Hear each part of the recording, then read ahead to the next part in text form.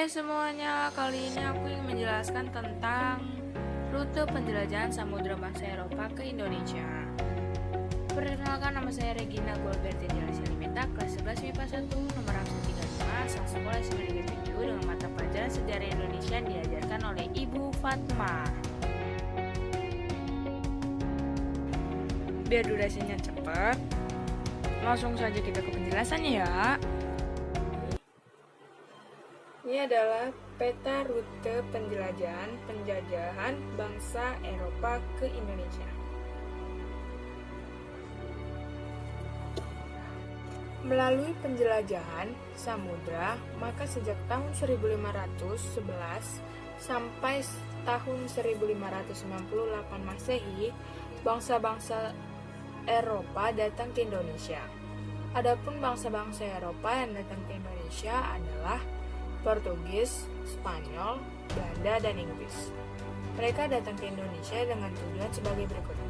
Yang pertama, mencari kekayaan atau gold, yaitu dengan cara berdagang, mencari rempah-rempah, menanamkan modal, sehingga di negara-negara Asia dan Afrika berdiri perusahaan-perusahaan swasta milik bangsa-bangsa Eropa. Kedua, mencari kejayaan atau glory, yaitu dengan cara menguasai negara-negara di benua Asia dan Afrika. Ketiga, menyebarkan agama Nasrani atau gospel ke negara-negara di Asia dan Afrika, serta melanjutkan perang salib terhadap orang Islam. Agar tujuan tersebut dapat tercapai, maka bangsa-bangsa Eropa melakukan upaya-upaya, yaitu yang pertama, melaksanakan politik monopoli dagang di Indonesia dengan maksud agar bangsa-bangsa Eropa dapat menguasai serta mengendalikan kegiatan ekonomi dan perdagangan di Indonesia. Untuk itu, maka bangsa-bangsa Eropa membentuk kongsi atau perusahaan perdagangan. Contohnya, Verenigde Industrie atau disebut biasanya VOC, merupakan kongsi dagang milik orang-orang Belanda. Kedua, melaksanakan politik divide and impera atau politik adu domba. Untuk menguasai wilayah Indonesia, maka bangsa-bangsa Eropa mengadu domba rakyat Indonesia. Contoh pemerintah VOC Belanda mengadu domba Sultan Ageng Tirtaya dari Kerajaan Banten dengan putranya yaitu Sultan Haji.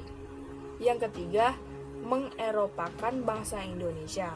Maksudnya, kondisi politik, ekonomi, sosial, dan budaya yang ada di Indonesia diganti seperti kondisi yang ada di negara-negara Eropa.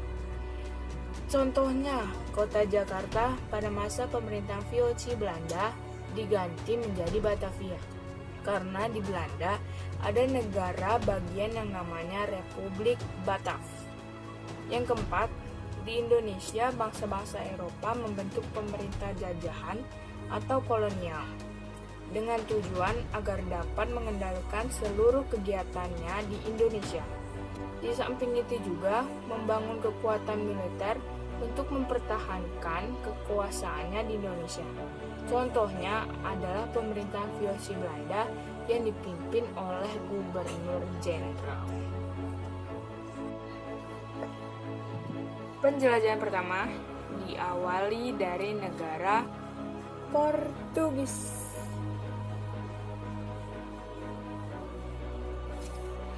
Bangsa Portugis merupakan pelopor kegiatan penjajahan samudra.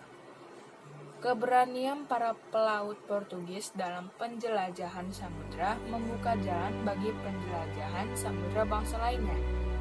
Pada tahun 1487, Bartolomeus Dias memimpin rombongan penjelajahan Portugis.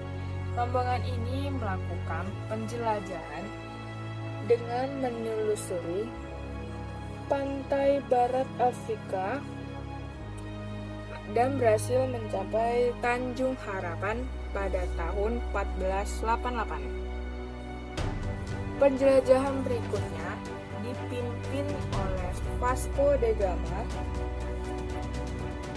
yang berhasil mencapai daratan Calicut, India pada tahun 1497. Tepatnya pada tahun 1511, bangsa Portugis berhasil menguasai Malaka dan menjalankan monopoli perdagangan di bawah pimpinan Alfonso de Albuquerque. Dengan adanya keberhasilan tersebut, kesempatan menguasai Indonesia semakin tinggi. Hingga akhirnya setahun setelah menguasai Malaka, bangsa Portugis berhasil mencapai ke Kepulauan Maluku di bawah pimpinan Antonio de Abreu dan Francisco Serrao. Jadi kurang lebih begini, dari Portugis pertama dipimpin oleh Bartolomeus Dias pada tahun 1487 sampai 1488 dan sampai di pertama di Tanjung Harapan. Lalu dipimpin lagi Vasco da Gama dari tahun 1497 sampai 1499 di Calicut, India. Lalu dari India dipimpin oleh Magellan dan sampai di sempat menguasai Malaka dan terakhir di Kepulauan Maluku.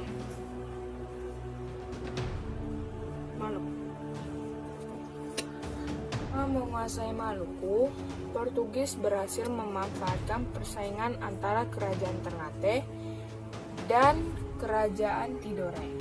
Dan Portugis bersekutu dengan Ternate dengan syarat Portugis berhak memonopoli rempah-rempah. Kedua adalah Spanyol.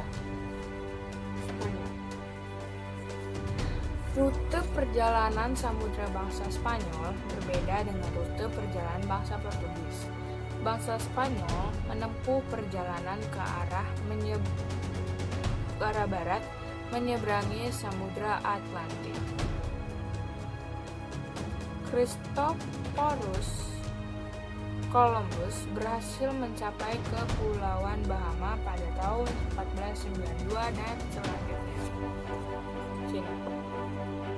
Spanyol menyeberangi ke arah barat Samudra Atlantik ke Kepulauan Bahama pada tahun 1492. Selanjutnya, Amerigo Vespucci berhasil menemukan Amerika pada tahun 1499.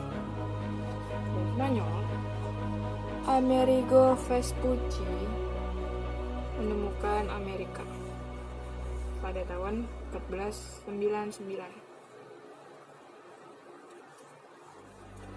Dari daratan Amerika, bangsa Spanyol melanjutkan pelayaran menyeberangi Samudra Pasifik dan akhirnya mendarat ke Kepulauan Filipina. Bangsa Spanyol mendarat di Kepulauan Filipina di bawah pimpinan Ferdinand Magellan pada tahun 1519. Karena Ferdinand Magellan tewas melawan penduduk setempat, akhirnya posisinya digantikan oleh Sebastian de Elcano dan meneruskan penjelajahan hingga mencapai Kepulauan Maluku pada tahun 1521. Dari Spanyol, setelah tewasnya Ferdinand Magellan, akhirnya Ferdinand Magellan diganti oleh Sebastian de Elcano ke Pulau Maluku.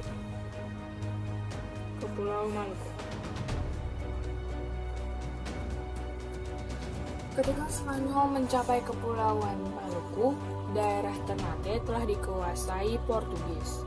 Kondisi ini membuat Spanyol memilih bersekutu dengan Tidore. Persaingan tersebut menyebabkan terjadinya pertempuran antara Spanyol dan Portugis. Spanyol bersekutu bersama Tidore menyerang Portugis yang bersekutu bersama Ternate.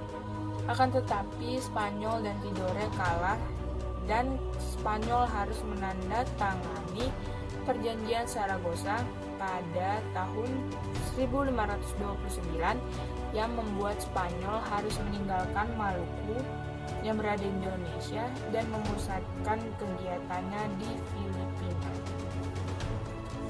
Dari dari Pulau Maluku, Spanyol kalah dan menandatangani perjanjian Saragossa, dan akhirnya mereka pindah ke Filipina. Negara yang ketiga, negara Inggris. Inggris dalam melakukan penjelajahan samudra, bangsa Inggris mengikuti rute pelayaran bangsa Spanyol, yaitu berlayar ke arah barat. Penjelajahan bangsa Inggris yang pertama dipimpin oleh Francis Drake dan Thomas Cavendish. Penjelajahan ini berhasil mencapai ke Indonesia Timur, tepatnya di Ternate pada tahun 1580. Walaupun bangsa Inggris berhasil tiba lebih dahulu di Kepulauan Nusantara, pengaruhnya tidak terlalu besar seperti Belanda. Kondisi ini disebabkan persekutuan dagang Inggris, yaitu East Indian Company atau singkatannya EIC, terdesak oleh Belanda dan akhirnya Inggris menyingkir ke India dan Asia Timur. Kurang lebih seperti ini. Inggris akhirnya hanya menyingkir ke Indonesia, ke India. Seperti ini, ke India dan ke Asia Timur, Asia bagian timur ya. Yang keempat adalah Belanda.